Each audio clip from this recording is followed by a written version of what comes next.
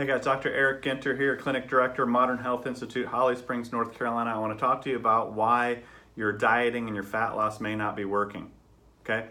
If you're sticking to a plan or you're getting very hungry or you're not sure what to eat, not sure how much to exercise, not sure how much water you're supposed to have, those are struggles that people go through and they just say, forget it. Then they look online, they look at YouTube, they look at all these different resources and everybody's telling them all these different things to do. It gets chaotic, it gets overwhelming, and they say, forget it.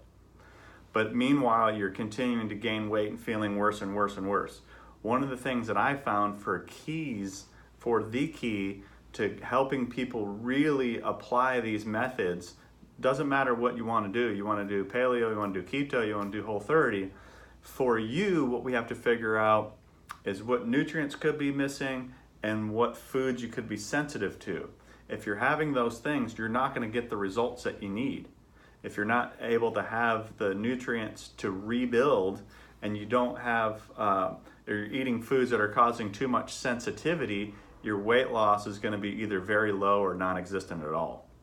So we want to figure out which foods you can eat so you're not eating foods that cause inflammation, which nutrients you may need so you can heal and lose the fat.